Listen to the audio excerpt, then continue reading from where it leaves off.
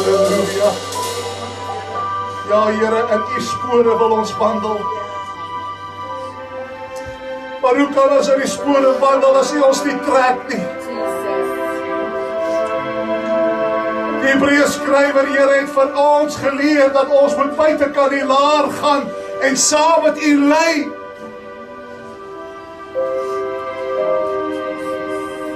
Maar Here, U het vir ons ook beloof dat U juk is sag en U las is lig. En dat U met ons is in daardie lyding.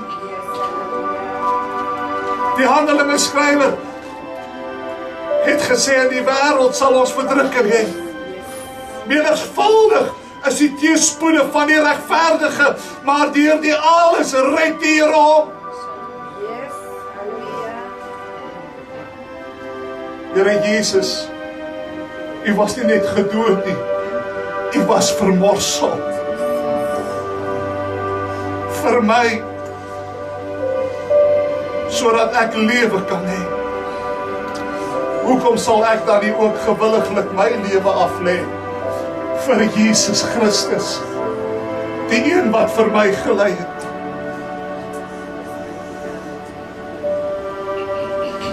Ek vra U vanmôre, trek ons agter U aan. Ons is van die lig.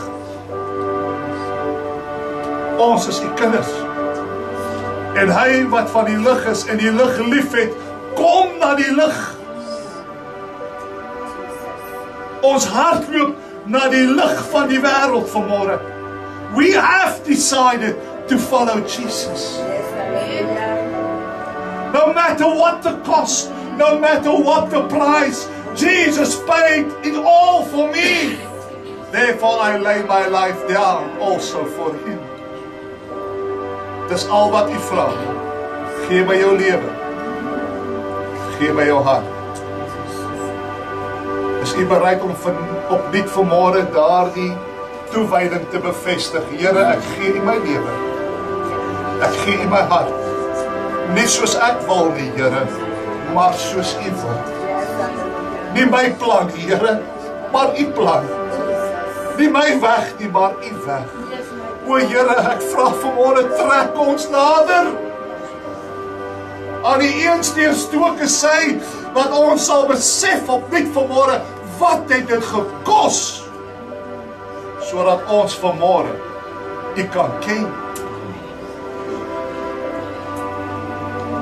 Dankie vir U naam vanmôre. Dankie dat U as 'n knegt gekom het. En dat U naam uitgegiet was vir ons, maar daardie bloed wat geval het, daardie naam wat so verneder was, is vanmôre die naam wat salwing dra. Dis die naam wat so salf uitgegiet is. Daarom het ons U so lief vanmôre. En daarom vra ek soos die Hooglied, trek ons agter U aan.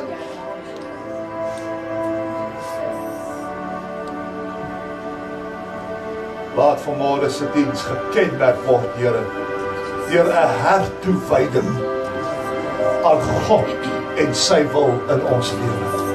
Dis my gebed in Jesus naam. Voor U gaan sit, wil ek net sê, Here, ek wy my opnuut vanmôre aan U en aan U wil vir my lewe. Here, U hoor elkeen se toewyding. Laat dit dan so wees in ons lewe, Here. Laat ons nie leenaars bevind word. Laat ons staan by dit wat ons vanmôre bevestig in Jesus naam. Amen. Amen.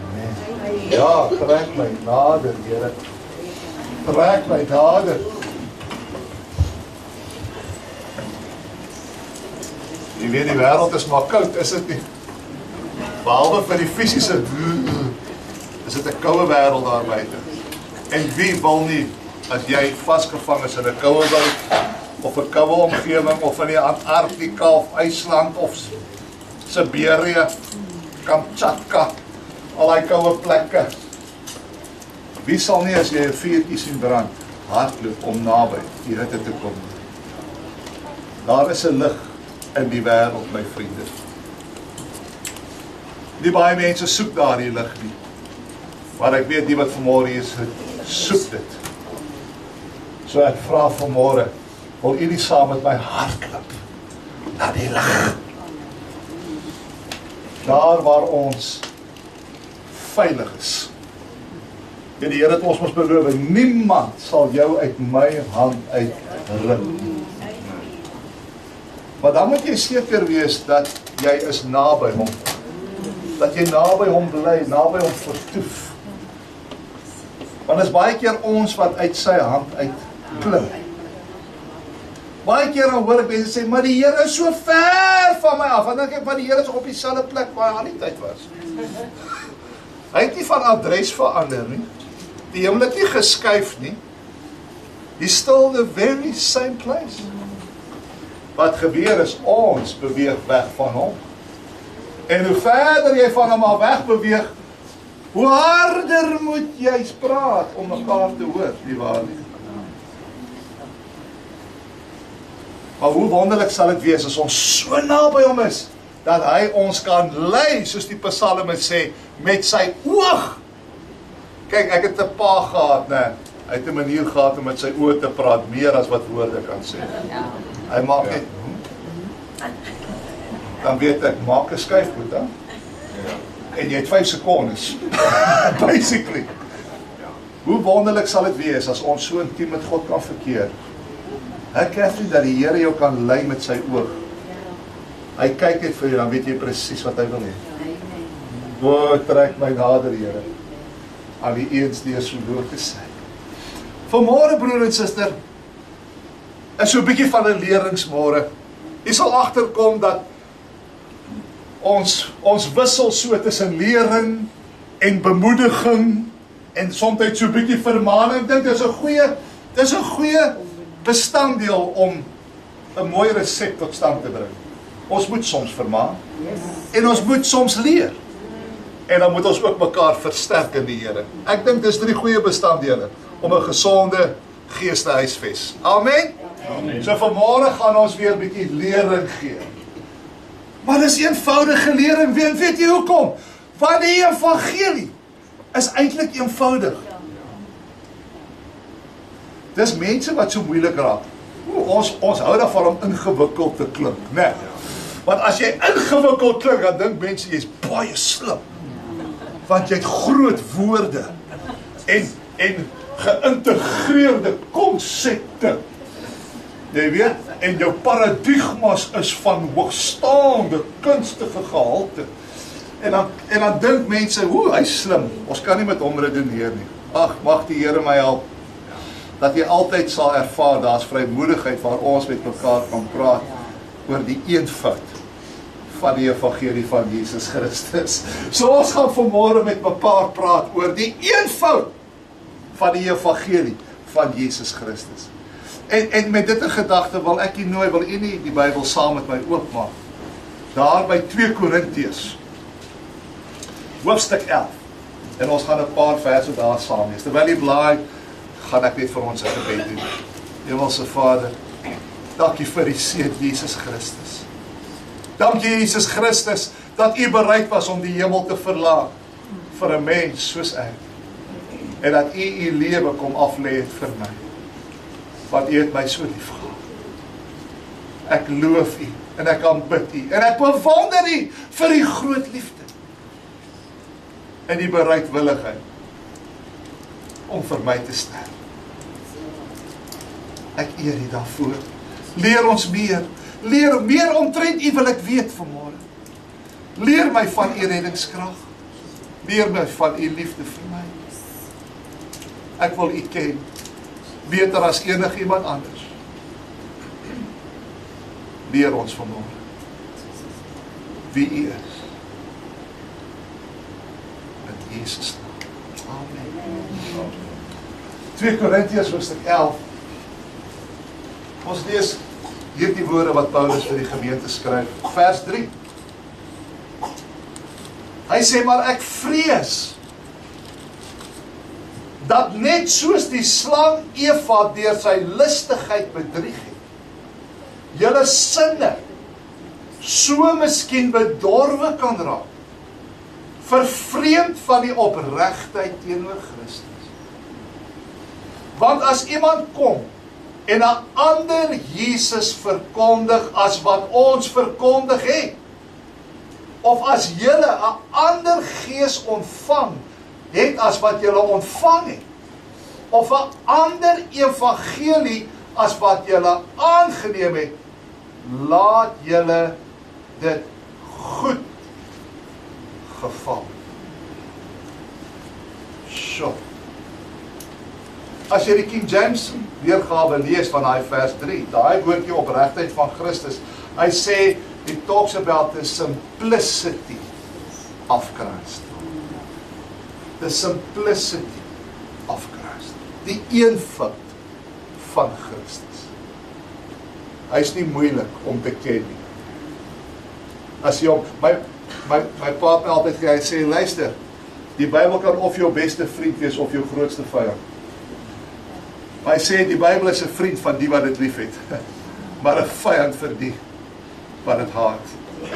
En Jesus is dieselfde. As jy hom regtig soek, sal jy hom vind, en hy sal hom deur jou laat vind. Maar as jy hom nie soek nie, kan hy vir jou 'n nagmerrie word. Hy kan vir jou baie ingewikkeld raak. Maar ek weet nie van hy nie, ek soek hom. Ek soek hom met alles wat in my is, want ek wil hom ken.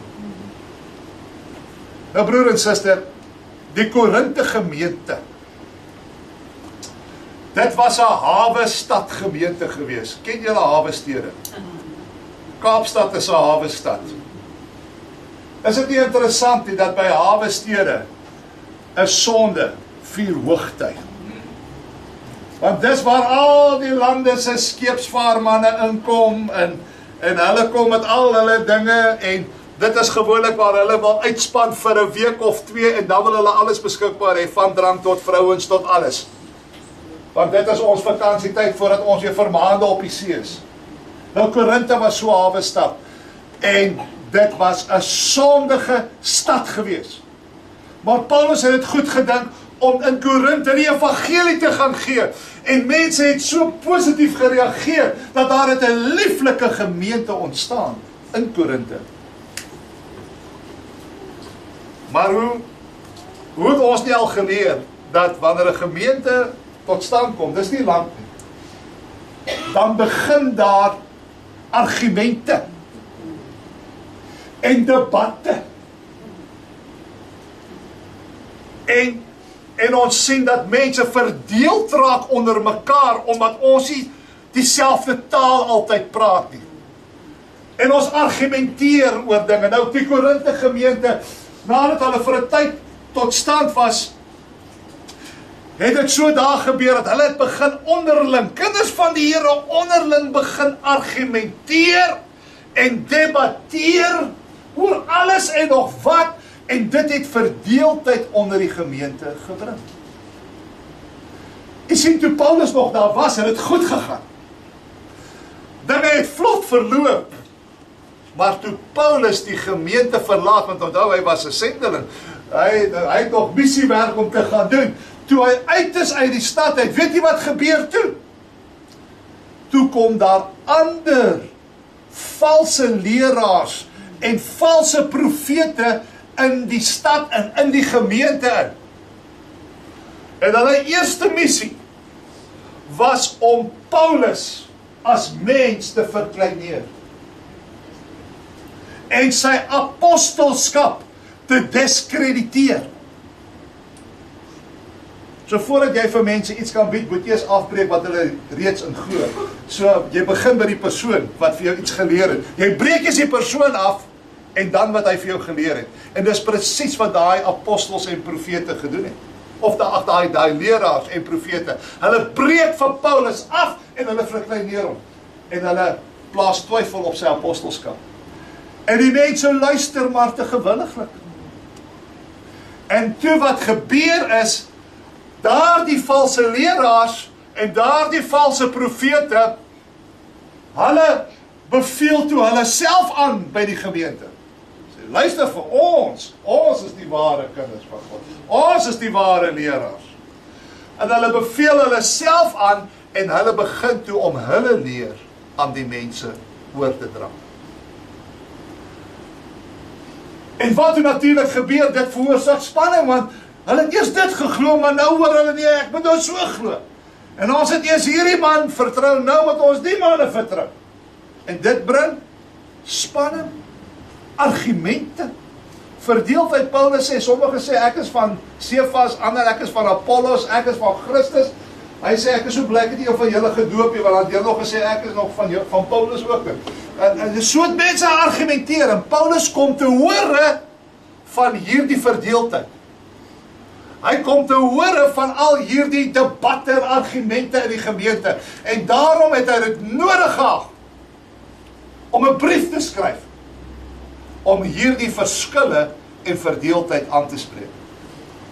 En in sy brief hier in 2 Korintiërs skryf hy dan hier in vers 3, maar ek vrees dat, net soos die slang Eva deur sy listigheid bedrieg het, julle sinne so miskien bedorwe kon raak, vervreemd van die opregtheid, the simplicity van Jesus Christus. Nou broer en suster, kom ek weer sommer promptheid vandag. Die evangelie van Jesus Christus is eenvoudig. Dit is complicated. Dit is eenvoudig. En God het dit so gewil. Weet jy hoekom? Sodat elkeen dit kan verstaan en dat elkeen dit kan ken. Die evangelie is nie 'n geheime resep wat net vir sekere mense geopenbaar word. Is hierdie bly daaroor nie? Ons almal kan dit ken. Liesel, tot jy. Can you believe it? Tot jy kan dit ken. Nou as Liesel dit kan ken, dan kan Hendrik dit ken. En as Hendrik dit kan ken, jy sal glo my, jy kan dit ook ken. Jy hoef dit nie aan jou man oor te laat. Ja, Augustine, jy kan dit ken. Anna, selfs jy kan die evangelie ken en verstaan, want die Here het dit so vir ons oorgedra. Die evangelie is so eenvoudig, dat daai klein dogtertjie wat daar staan, wat is haar naampie nou weer? Alia. Maar dis, weet jy wat beteken Alia? Let's go up. Dit is hoe, as dit twee kronieke so geëindig het, laat ons opgaan na Jerusalem. Let us make Alia. Want jy sien, Jerusalem is op die berge gebou.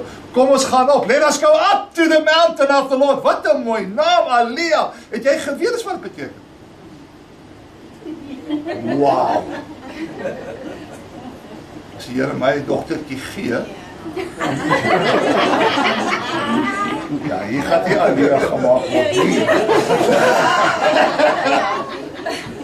Waar is die profetesse so? Ek die profeteer. Maar in elk geval, so, waar was ek nou weer? So, dit is so eenvoudig dat selfs Alia die evangelie kan verstaan.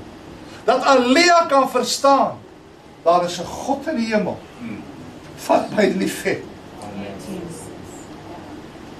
Daar is 'n God in die hemel, wat vir my die ewige lewe beloof het.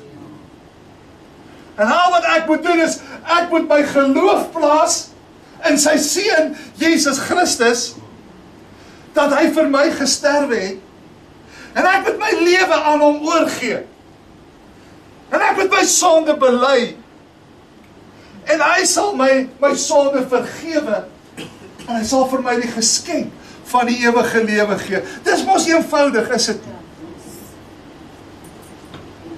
Maar hier kom die Korinthe gemeente, en hulle is besig om in 'n ander rigting te gaan. En Paulus is diep bekommerd oor daai gemeente. Want hulle kompliseer die eenvoud van die evangelie. Hulle maak dit moeilik.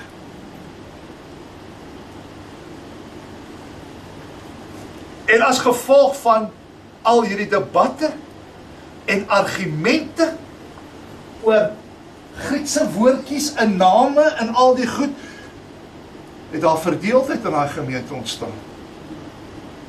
En die gevolg is, Hulle dryf weg van die eenvoud wat daar is in Jesus Christus en in sy evangelie. Weet jy, toe ek dink aan die gesê, Here, help ons. Laat ons nie die eenvoud van Christus sal verloor, omdat ons almal dink ons is bietjie slimmer as die ander een. En ek praat nie van oor primêre sake nie. Daar is sekere goed wat ek op my rug styf trek oor. Ek praat oor die sekondêre goed. Die goed wat nie jou verlossing gaan bepaal nie. As primêre goed wat jou verlossing bepaal, dan gaan ons koppe staan. Moenie vat aan my Jesus nie. Moenie vat aan my verlosser. Moenie sê jy het nie 'n verlosser nodig nie. Jy kan maar deur Mohammed, of jy kan deur Allah, of deur Hare Krishna, of deur Boeddha, of Shintoïsme, kan jy by God uitkom. Pas op, ja, ek sien, hoe klink ek al die slim, ne? Moenie vat aan my Jesus nie. Dan gaan ons jy aan die kant sien. Oor sekondêre goed, Here, help ons as gemeente. Dat ons nie sal argumenteer tot by so 'n punt dat ons verdeeld raak onder mekaar oor dit.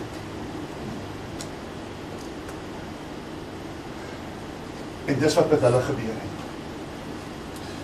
Jy weet, broer en suster, kom ons lees net gou 'n skrifgie of twee, want net as jy, ek het nie voorberei nie. Kyk net gou Lukas 18 vers 17. Kyk gou wat sê Lukas 18 oor hierdie eenvoud. Hy sê daar, Jesus kom, toe hy die kindertjies seën. Hy spreek hierdie woord, hy sê, voorwaar ek sê vir julle, elkeen wat die koninkryk van God, nie soos Lukas 18 vers 17, elkeen wat die koninkryk van God, nie soos 'n kindjie ontvang nie, sal daar nooit ingaan. Jy moet soos 'n kind word, om die koninkryk te beerwe. Sien, moenie weer van my sê dat ek moet nie speelgoed hê. Nee, ek praat nie van dit nie. Ek praat van kinderlike geloof. Om soos 'n kind te glo. Toe my kinders klein was, ek sê vir hom, as pappa by die huis kom, bring ek vir jou chocolate. Moenie dink dat daai kind vergeet wat ek gesê het. Nee, en jy beter by jou woord hou. Anders het jy daai kind op jou gedagtes heel aan, hy sal vir jou herinner, totdat jy winkel toe ry. Kinderlike geloof. Kyk gou wat sê Matteus 21:16.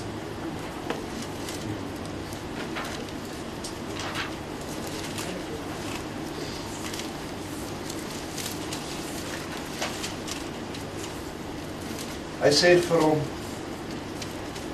hy sê, hoor u wat hulle sê?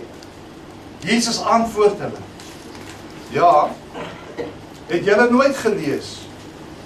Uit die mond van kinders en suigelinge het u vir u lof berei. Nog so enetjie, Matteus 11 vers 25. Hy sê daar, in daardie tyd het Jesus gespreek en gesê, ek loof u Vader, Here van die hemel en die aarde, dat u hierdie dinge verberg het vir wyse en verstandige mense, en dit aan kindertjies geopenbaar het. Ons moet maar soos kindertjies word, want het lyk vir my die Here openbaar die geheimenisse van sy hart aan kinders, die wat soos kinders nou opkom. Lord, make me like a child.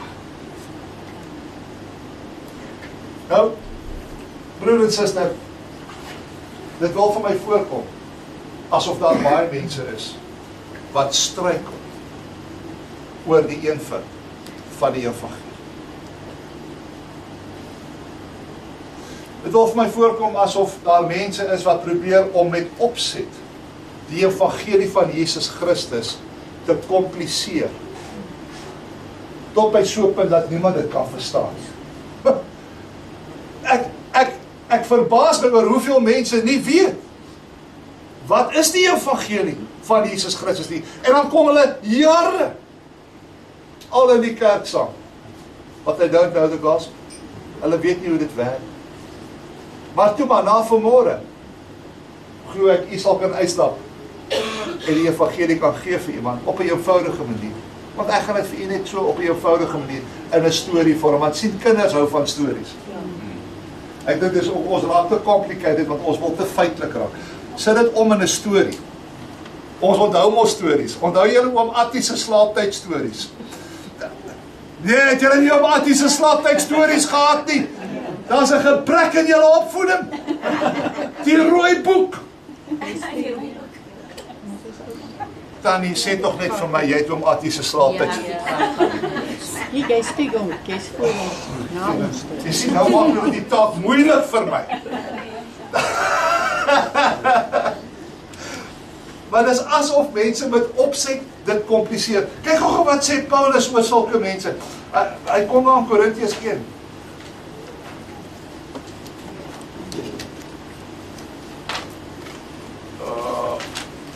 Daar sê Korintiërs 1, hoor gou, hy sê vir die Korintiërs, hy sê, let op julle roeping, broeders.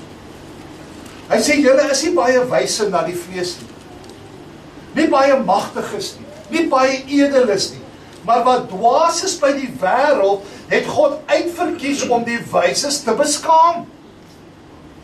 Moenie soek na die wysheid van die wêreld nie, bly liewer dwaas in die Here. En wat swak is by die wêreld, het God uitverkies om die wat sterk is te beskaam. Wat onedel is by die wêreld en wat verag is, het God uitverkies om dit wat niks is nie, om wat iets is tot niet te maak, sodat geen vlees voor hom sal roem nie. Maar deur hom is julle in Christus Jesus, wat vir ons geword het, wysheid uit God en geregtigheid en heiligmaking en verlossing. Daarom, soos geskryf is, die wat roem, moet in die Here roem. Die wysheid van die wêreld is dwaasheid van God. En broer en suster,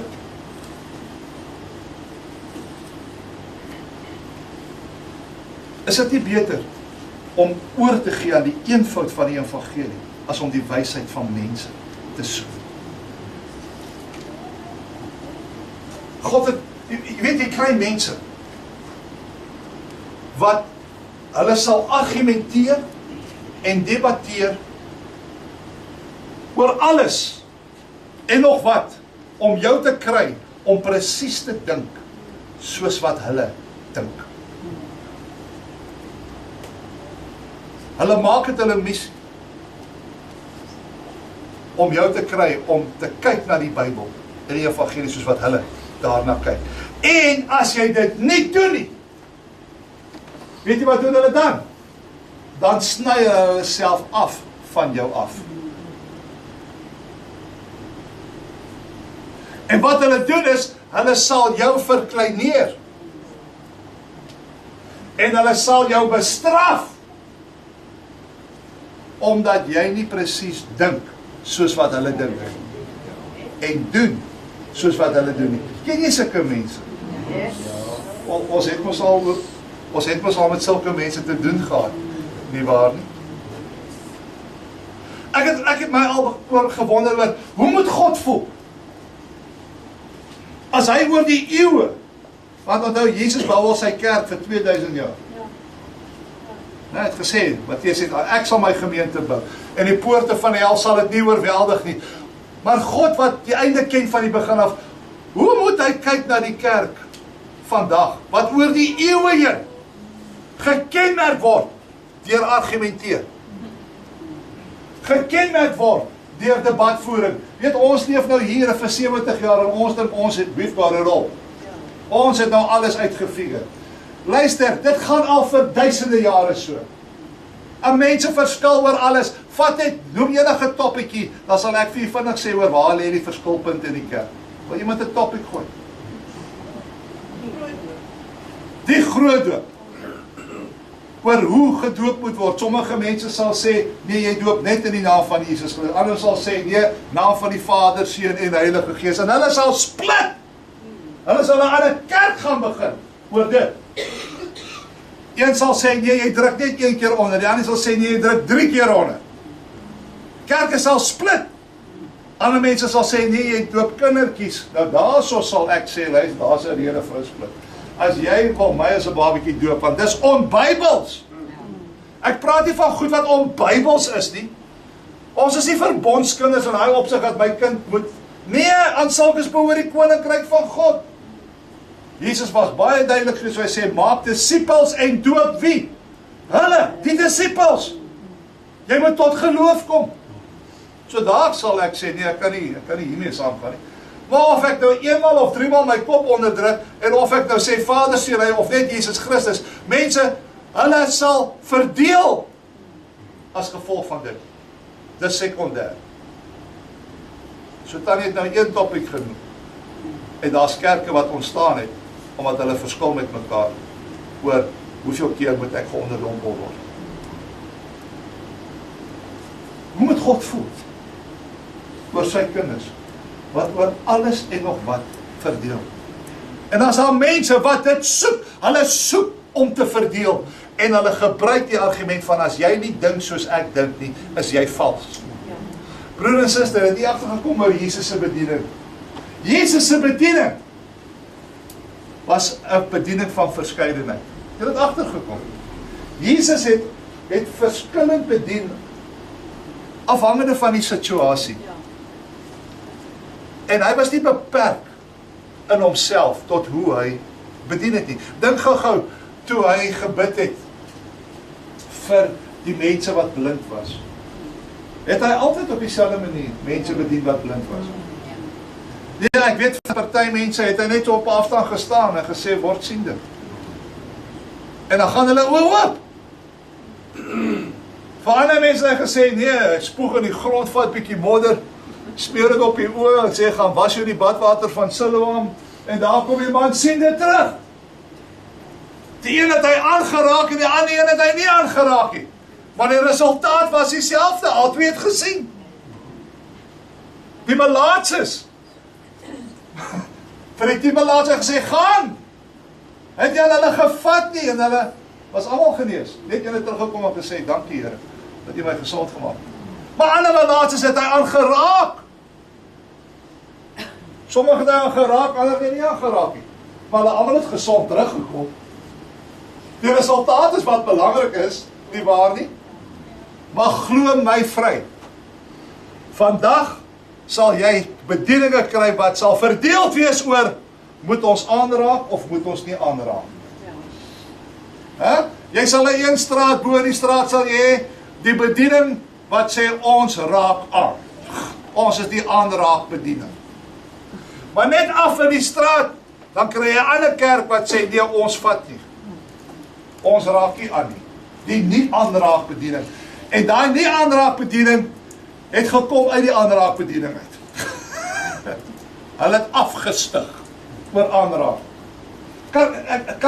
Kan nie dit verstaan wat ek probeer weergee. Ons maak die een fout gecompliseerd. Maar broer en suster, die God wat ons dien,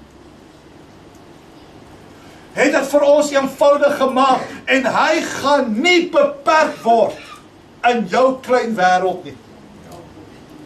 Jy gaan hom nie in 'n boksie sit en sê, u mag net werk soos wat ek sê u moet werk. Hoor my vandag. Miskien het iemand nodig om dit te hoor. Miskien iemand op die frekwensielyne. Jy gaan nie my God beperk om te sê, dit kan net so, of dit kan net so. God is groter as wat jy is. Sy gedagtes is ver oor jou gedagtes. So hoor nou my klaaglied vanmôre, voordat ons by die evangelie kom. Ons gaan nie God beperk oor hoe hy kan werk, oor sekondêre sake. As die Here sê lê hande op, dan doen ek dit. En as die Here sê spreek 'n woord, dan doen ek dit. Moet my nie vasmaak met rituele en allerlei goedjies en sê, as jy dit nie so doen nie, dan kan ek nie met jou op pad stap nie. Wel, dis op jou eie belydenis dan. Maar ek gaan bly op die pad wat ek is. As jy wil 'n afdraai pad vat, jy's baie welkom. Is jy met my? Amen. Amen. Broer en suster, dink jy nie dis baie beter om liewer ons tyd te spandeer om siele vir die Here te gaan wen, as om dae en maande waar te neem om te argumenteer met mekaar oor die betekenis van 'n Griekse woordjie, of oor moet ek nou vat of moet ek nou nie vat nie. Dink jy nie dis beter? Weet, dis wat die Fariseërs gedoen het. Die Here het vir hulle gesê, julle sluk julle wil die muggie uitsif, maar julle sluk die koeien. Ja, Matteus 23 vers 23. Ja, kom ons praat liewer oor die koeie. As jy iets wil uit die pad kry, maar moenie vir my kom oor muggies en dan wil my om verdeel nie. Ek veroorsaak die verdeeldheid nie. Dis ander wat die verdeeldheid veroorsaak. Want hulle struikel oor 'n muggie, maar hulle sluk die koeie. Né? Né, Lloyd? Ja. Ek het niks teen beesvleis nie. Maar broer en suster, hoor gou vir my. Ag, ek praat sommer so 'n bietjie pad langs met jy. Is dit okay? Ons is mos familie, man. Ons sit mos nou om die Here se tafel. Ek is so bly. Ek is so bly. Ek is nie 'n teoloog wat al my tyd opneem met debatte saamstel en argumente voer en al my tyd so spandeer. Ek dank die Here en ek vra ook die Here, Here asseblief hou my net 'n eenvoudige prediker wat bly by die eenvoud van die evangelie en wat Jesus Christus liefhet en die evangelie verkondig soos wat ek dit in die woord kry. Hou my liewe net daar. I don't want to be something different. Nou is die vraag, wat is die eenvoud van die evangelie? Ek is so bly julle vra my, want ek gaan dit vir julle net gou kort gee, met die uur wat ek oor het.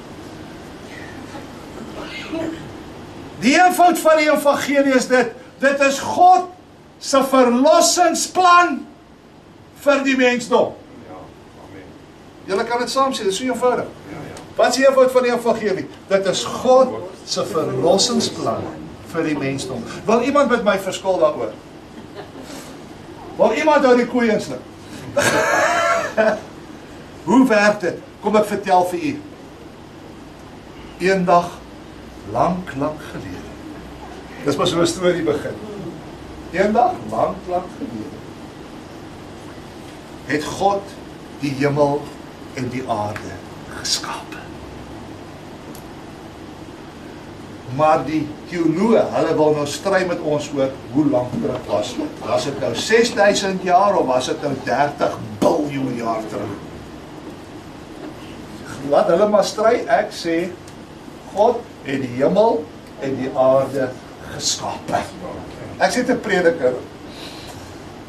En God het 'n behoefte gehad, 'n begeerte om in 'n betekenisvolle, liefdevolle verhouding te staan met sy skepping. Maar hy het so deur die diereryk gekyk en gesê, ek gaan dit nie kry by die diereryk wat ek gemaak het. En God besluit toe, kom ons maak mense na ons beeld. En dit sluit in dat ons mense gaan maak met 'n vrye wil. Want jy sien, dis die wil van die mens wat aan die verhouding met God betekenis gee. Wat daardie verhouding eg maak. Die feit dat ons 'n keuse het of ons God wil dien of nie. Dit is wat 'n verhouding eg maak. Want as ek nie 'n keuse het in 'n verhouding nie, dan is die verhouding mos nie eg nie. Dan is die verhouding mos geforseer. Ken julle sulke geforseerde verhoudings? Party mense sit in huwelike waar daar nie regtig keuse gegee word. Jy maak soos ek sê of daar's moeilikheid. That is not true. That is not real. Maar God het ons as mens gemaak met 'n vrye wil, want hy soek 'n betekenisvolle, liefdevolle verhouding, want jy het gekies om hom lief te hê. Is jy met my? Verder, om 'n verhouding betekenisvol te maak en 'n keuse betekenisvol te maak, moet daar tog iets wees om van uit te kies, nie waar nie? As daar net een keuse is, wel, ek het nie opsie, dit moet vat al is. Nou, soos jy wat shopping gaan doen, dis die laaste blokkie kaas op die rak. Jy het nie 'n keuse nie. So vir 'n keuse om betekenisvol te wees, moet daar verskeidenheid wees. En wat doen die Here? Hy plant 'n klomp bome in die tuin van Eden. Baie bome, maar ons weet daar in die middel van die tuin plant hy nog ene. En hy sê vir die mens, jy kan van al hierdie bome eet. Maar van die bome in die middel van die tuin, dit mag jy nie eet nie. En nou is die keuse wat jy maak, wat die mens maak, is betekenisvol. Want as hulle kies om God gehoorsaam te wees, dan sal hulle in 'n liefdevolle, gesonde gemeenskapsverhouding met God verkeer. Maar as hulle teen God se wil kies en doen wat hy gevra het hulle nie moet doen nie, deur te eet van die boom, dan gaan daar 'n verbreeking kom in daardie verhouding. En die mens sal geestelik sterf. Want God het vir hulle gesê, van hierdie boom eet, sal jy sekerlik sterf. So verskeidenheid gee betekenis aan die keuse. En God het vir ons verskeidenheid gegee. Ons sien natuurlik dat die vyand het gekom. En hy het gekom om die mens te mislei. Om te kies teen God.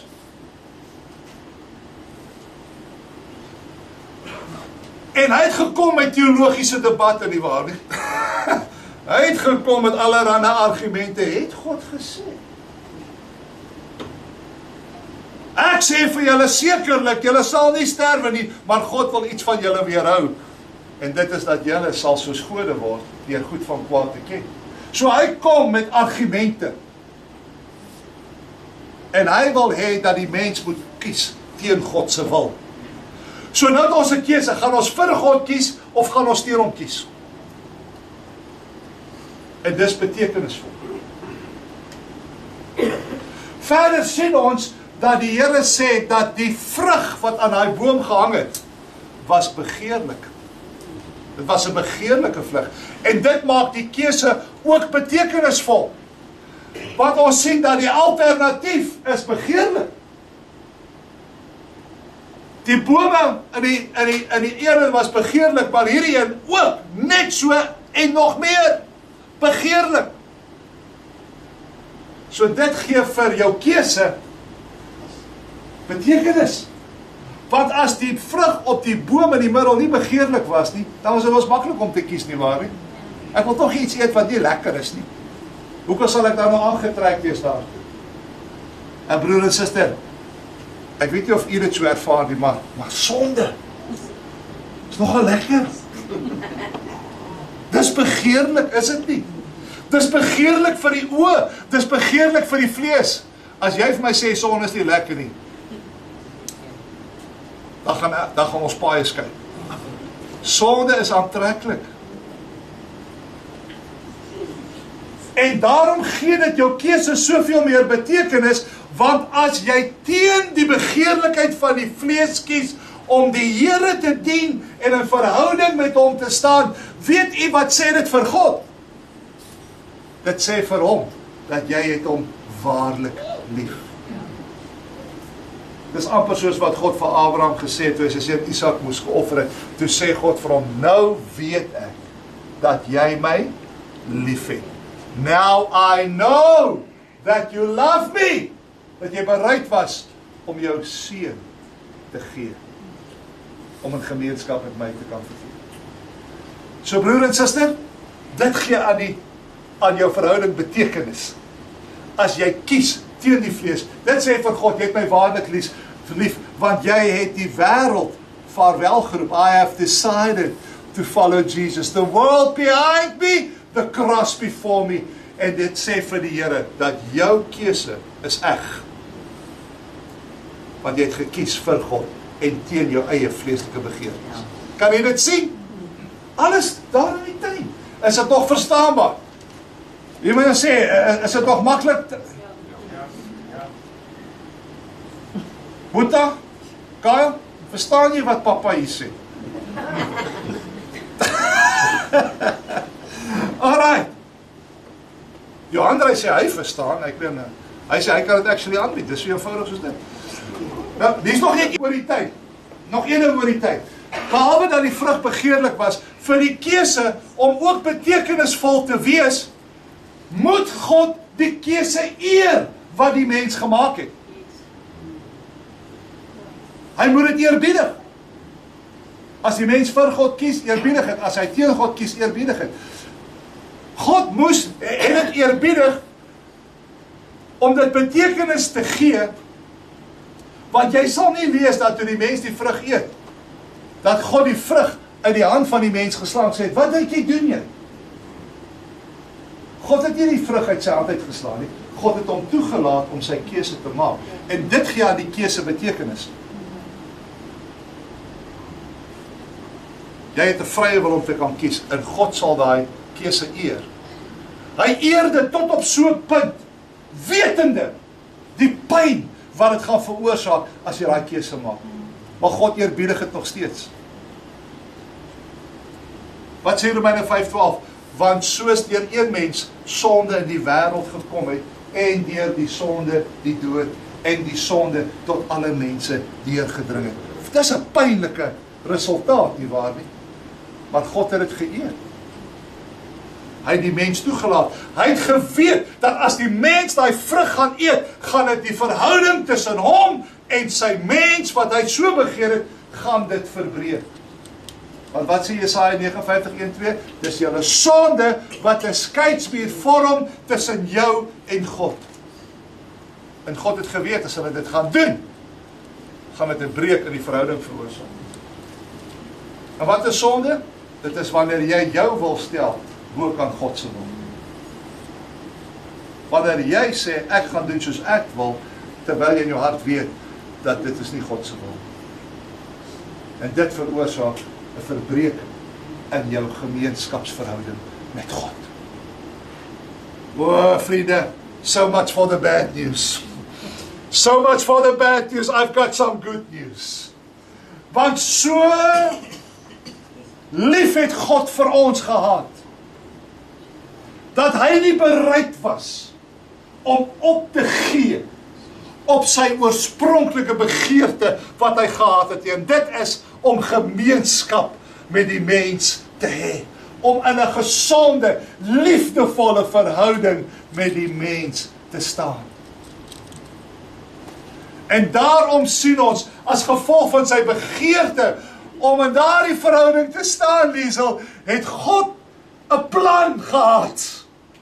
En hy het 'n weg gebaan, sodat die mens wat gefaal het, wat teen God gekies het, weer herstel kan word in 'n liefdevolle gemeenskapsverhouding met God. En wanneer ons die Ou Testament lees, dan sien ons dat God het gekom en hy het so gewil dat die mens 'n dier kon slag en kon doodmaak, sodat sy bloed uitvloei, en dan sou daardie dier dien as 'n substituut in die mens se plek, sodat gemeenskap met God kan plaasvind. Jy sien, broer en suster, die mens het gesondig, en sonde het 'n inherende resultaat, en dit is dood, want die siel wat sondig moet sekerlik sterwe. Esegiel 18:20. So sonde moet voorbetaal word. Maar God het dit so gewil dat die sonde se betaling nie deur die mens geskied nie, maar deur 'n dier wat geslag word. So die mens kon 'n dier bring, dit slag, en daai dier sou dien as 'n substituut, sodat sy bloed, die bloed van daai dier, die sonde van die mens kon bedek. En wanneer die sonde bedek was, was gemeenskap met God weer moontlik. Want die sonde het nou nie meer 'n skeidsmuur gevorm nie. So wat het gebeur? As iemand gesondig het, dan bring hy nou 'n diertjie daar uit sy kraal uit. 'n Bokkie of 'n skaapie, of sy nou nie 'n skaap het nie, 2 tortelduwe, of iets, en dan bring hulle dit na die priester toe. En dan sal hulle hand op, dan moet hy nou sy hand op hierdie dier lê, en dan moet hy al sy sondes bely. Al sy sondes bely, dan word die sonde oorgedra na die dier toe. Dan word die dier geslag. En die bloed van die dier word op die altaar, of onder die altaar, of onder die altaar uitgegooi, en van het onder die altaar. En dan sou die Here kom, en hy sou daai bloedoffer aanvaar, as versoening vir daardie een se sonde. Maar die sonde was nie weggeneem, het was nie toegemaak. Die sonde was nog wel onder die kombers. Dis die wonderlike van die Ou Testament en die Nuwe Testament, want in die Nuwe Testament word ons gereinig. Dit word weggeneem, asof jy nog nooit gesondig het nie. Maar in die Ou Testament was dit nog, dat was dit bedek. En dit was dan die gevolg, en nadat hulle dit gedoen het, dan moes hulle 'n vredesoffer bring. 'n Vredesoffer. En nadat hulle die vredesoffer gebring het, dan is daai verhouding herstel, en God het hulle belydenis aanvaar, en so kon daai individu weer gemeenskap met God hê. Maar net totdat hy weer sondig. Vir party van ons is dit letterlik 15 minute, of dalk nog minder. Nee, net totdat hy weer sondig, nou moet hy weer kraal toe, en hy moet nou weer 'n dier gaan haal. Nou moet hy nou weer die dier bring. Kan jy dink, ek dink, hy was 'n kraal het vinnig leeg geloop. Ek weet nie hoe lank sou jou kraal gehou het hier, broer. Sê nou maar jy het 1000 skape gehad. Hoe lank sal 1000 skape jou gehou het? Nie baie lank nie, né? En dan moet hulle nou weer 'n dier gaan haal, en dan moet die proses moet herhaal oor en oor en oor. Dit was 'n bloedbad. Dink die slaghuise het gefloreer daai tyd. Maar liewe vriende, toe kom die Nuwe Testament. In Johannes 3 vers 16 sê, so lief het God die wêreld gehad, dat hy sy seun gegee het, sodat elkeen wat in hom glo, nie verlore hoef te gaan nie, maar die ewige lewe kan hê. God het nou sy seun gegee as 'n substituut, in steede van die bloed van bokke en stiere, waarvan Hebreërs 9 praat, en wat nie die sonde kom wegneem en net toemaak, gee God nou sy seun as 'n versoening vir ons sonde. Jesus Christus is nou die substituut vir ons sonde. En hy het hom, wat geen sonde geken het nie, sonde vir ons gemaak. 2 Korintiërs 5:21, sodat ons kan word die geregtigheid van God in Christus Jesus. He's the substitute. Kyk gou wat sê Jesaja 53 vers 6. Kyk gou net hierdie enetjie. Jesaja 53 vers 6 sê, ons almal het gedwaal soos skape, ons het elkeen sy eie pad geloop, maar die Here het die ongeregtigheid van ons almal op hom laat kom. So ons sien, Jesus Christus is nou die soenoffer. Nie 'n bok of is nie. Is u nie bly dat u nie vanoggend nodig gehad om nou 'n skaapie te moes bring hier na die altaar toe? Ek dink ons sou dit aan 'n matte moes insit, miskien rooi matte, dat dit nou nie so sleg lyk nie. Maar kan jy self indink, ons lag daaroor, maar dis wat hulle moes doen. Hulle moes na die altaar toe kom. En dan moes almal hulle diere bring, sodat jou sonde versoen kan word. Is u nie bly dat God nou voorsien het, dat ons die eenvoud van die evangelie het, in die sin, dat ons nou in steede van ons geloof in 'n bok te sit, of 'n skaap te sit, ons geloof nou kan sit in Jesus Christus. Die offerlam, wat Johannes gesê het, daar is die lam van God, Johannes 1:29, daar is die lam van God, wat die sonde van die wêreld wegneem. Leer my oor daardie lam. Johannes het gesien, die leeu lê langs die lam, daar in die ewige stad. Ek wil meer weet van die lam. Praat my van die lam, ek weet dit spreek van vrede, maar daar is 'n ander lam daarbo. Die een wat lyk soos die seun van 'n mens, en soos 'n lam wat geslag is. Ek wil meer weet van daai lam, want hy was soos 'n lam gelei na die slagpale, en hy het vrywillig sy lewe afgelê. Vir jou, Marie. Hy was verprys. En toe hy daar hang, En was jy op sy gedagtes? Kan jy dink? Hy het gesê, al was Marleen die enigste een wat nog op aarde was, ek het die wêreld so lief, dat ek nog steeds my lewe vir haar sou aflê. Mense, dis die eenvoud van die evangelie. Dis hoe eenvoudig dit is om jou geloof te plaas in Jesus Christus, die Lam van God, en jou sonde te bely en te sê, Here, vergewe my, ek gee aan U my lewe oor, en hy sal jou die sonde vergewe, en van alle ongeregtigheid reinig, en hy skenk jou die ewige lewe. Kan dit so eenvoudig wees? Hoekom moet ons dit complicated maak? Die storie is mos eenvoudig. God soek gemeenskap, die mens het teen God gekies, hulle wil wegbeweeg, want wie weet dat die duisternis haar die lig? Dis toch wat Johannes 3 vers 19 tot 21 sê, dat ons in die duisternis liewer gehad as die lig. Die duisternis hardloop weg van die lig. Ons het die God gesoekie. Wie van julle het God gesoek? Sê gou vir my. Julle dink jy het die God gesoekie, Johan. Hou op om te sê ek het God gesoek. You never sought him. He sought you. Amen. Wat Romeine 3:11 sê, niemand soek God nie, selfs nie een nie. Wat sê Lukas 19 vers 10? Jesus het gesê, ek het gekom om wat te doen? Om te soek en te red die wat verlore is. Toe Adam en Eva val in die tuin, het hulle God gesoek. Ja, hulle het weggehaal, hulle het gaan wegkry. God het hulle gesoek. Abraham, die seun van Tera, het hy God gesoek, of het God hom gaan haal daarso?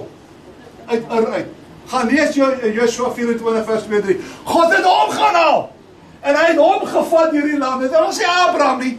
Ons dink baie keer, ja, is omdat ek was soekend na die Here, en ek is wat ek gedoen het, luister, jy het niks gedoen nie. Al die gesprekke wat jy gehad het, voordat jy God gedoen het, God het die gesprekke opgestel. Al die gevoelens van leegheid, al die goed wat gebeur, die lê nie aan so leeg in die bed, jy voel, daar moet meer in die lewe wees, as net werk, en drink, en al die goed. Dis God wat die gevoelens daar gesit het, want hy het dit gebruik, om jou te trek, na hom toe. Hy het jou kom soek, dis hoe eenvoudig het is, en hy het vir ons elke maat van geloof gegee, en die oomblik, as die oomblik reg is, dan activeer die maat van geloof, en sê, Here, ek glo, maar dit is nie op grond van jou werk nie, sodat niemand kan doen nie, hy het net vir jou maat van geloof gegee, maar is God, wat jou geregverdig het. Maar nou wil ek net hier 'n klousule insit, want ons weet as baie mense wat sê, ja, ek glo, en nou is ek op my pad hemel toe, singend, altyd singend, né? Nou wil ek net dit sê, my liewe vriend, as jy waarlik tot geloof gekom het, moet daar vrug wees. Daar is die werke van geloof wat daarop volg. Daarom sê Jakobus, geloof sonder die werke is op sigself dood. Efesiërs 2:8 sê, uit genade is julle gered, nie uit die werke. Dit klink pas asof hulle teenoor mekaar praat, nee. Paulus sê nie uit die werke nie, Jakobus sê werke. Hulle praat nie teen mekaar nie, hulle praat van twee realiteite, en dit is geregtigheid en heiligmaking. Dit gaan oor gehoorsaamheid, liewe vriende, dat wanneer die Here jou roep, hoe Jesus sê, as jy my liefhet, bewaar my gebooie. Gehoorsaamheid is beter as offerande, in Samuel 15. So kan ons aangaan, dat daar moet vrug tog wees. As jy sê jou boom is geplant, maar daar is die vruggie, wat jy met 'n boom wat die vrug dra, en jy kap hom uit, want hy vat spasie in die grond. Né? So daar moet vrug wees. En broer en suster, hiermee moet ek seker nou begin land, né? Julle wil seker ek moet nou land. Maar kyk dit gou. Dit gaan nie net oor die geloof nie. Broer en suster, daar's geloof. Die geloof is 'n omvattende woord. Geloof is eintlik 'n aksiewoord. Jy het geweet, om te glo is ook 'n werk. So as jy nou wil sê ons mag niks werk nie, wel dan moet jy ook nie glo nie. Maar dis 'n aksiewoord, en dis God wat daardie geloof aktiveer. Maar daar is ander goedes ook wat gebeur, saam met die geloof. En mense, don't complicate it. Kyk gou wat sê, toe die mense nou daar in Jerusalem is, en hulle sien nou al hierdie goed wat hier aangaan met Pinksterdag, en toe's hulle nou baie verbaas wat hier aangaan. En wat sê hulle? in Handelinge 2, hy sê toe hulle dit hoor, is hulle diep in die hart getref, en vir Petrus vers 37, en hulle vra toe, wat moet ons doen, broeders? En wat sê Petrus? Bekeer julle, laat julle gedoop word in die naam van Jesus Christus tot vergewing van sondes, en julle sal die gawe van die Heilige Gees ontvang. Mense, 3 goed, bekeer jou, doop jou, en word verseël met die Heilige Gees. Ontvang die gawe van die Heilige Gees. Daar's geen manier, as jy die gawe van die Heilige Gees ontvang het, dat jy ooit sal twyfel of ek werklik gered is nie, want dis die seelring. As iemand 'n ring aan my vinger sê, dan weet ek, hoor hierdie ou hy is ernstig oor die verhouding. Nee, my vrou.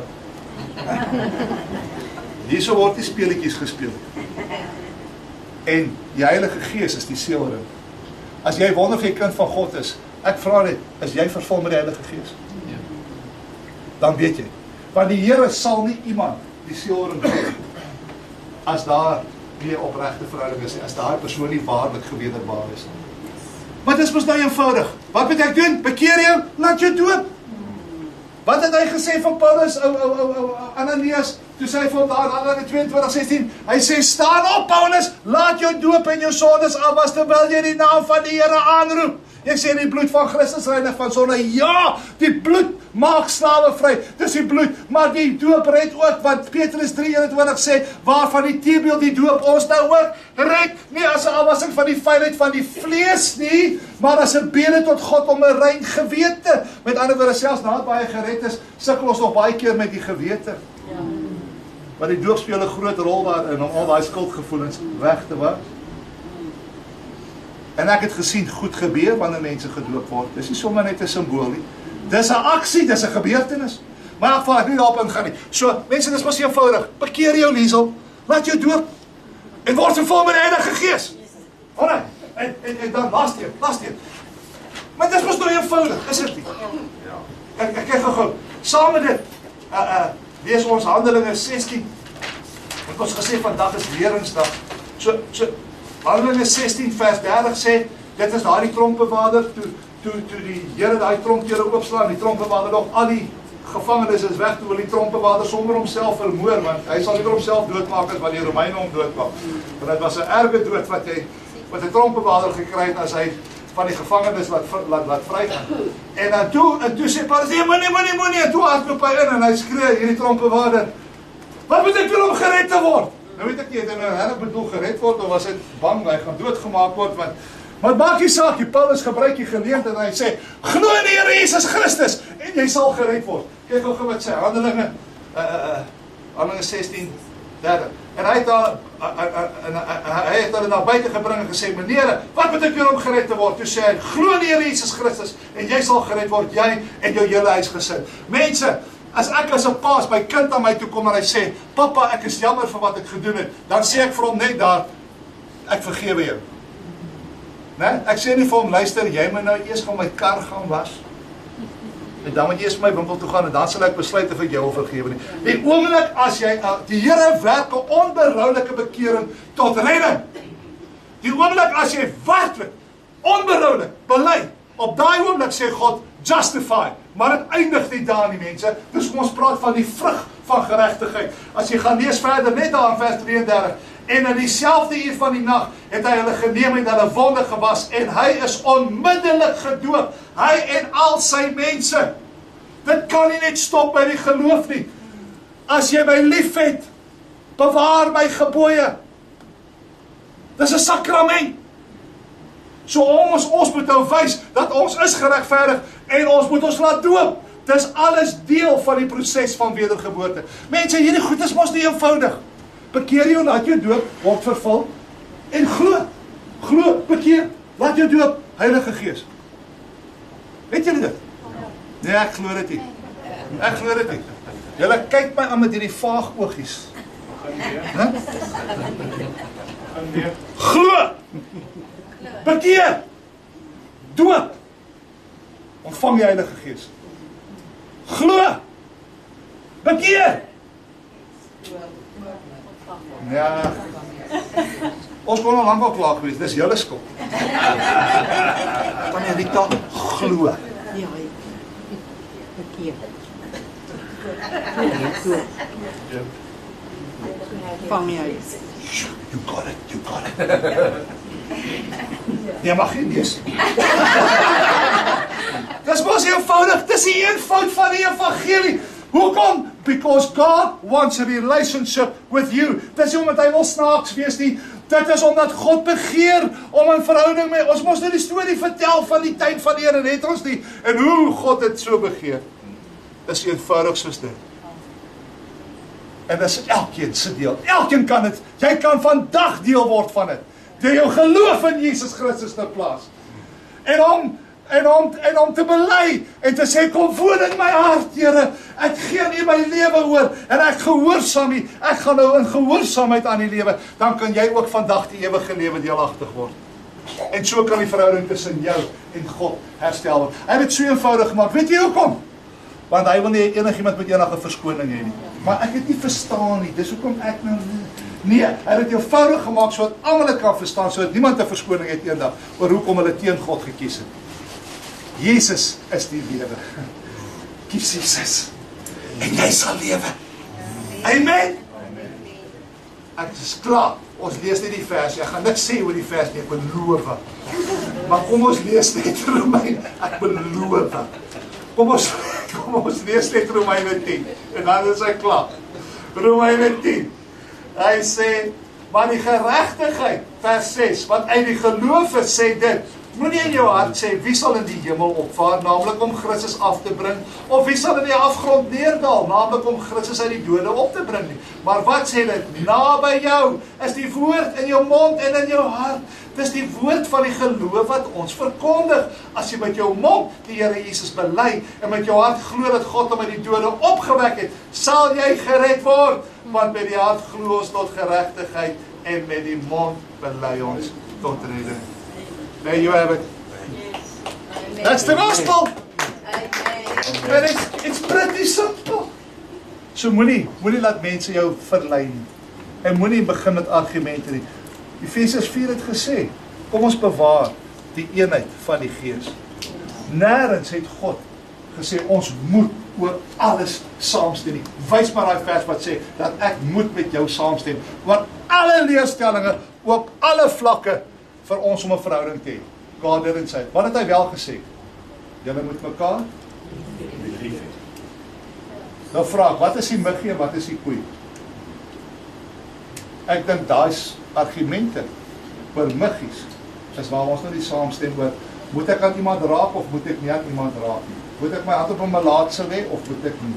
Moet ek modder gebruik as ek bid vir 'n blinde of moet ek nie modder gebruik nie? Daai goed is. Kom ons los die muggies. Die koei hê mekaar lief. Ons vergeet van die koei. Want ons is nie lief vir mekaar nie. Maak jy sien lief vir my? Ja. Kom ons slip hierdie koei in nie. Kathleen, ek is lief vir jou, maar ek weet nie eens wat is julle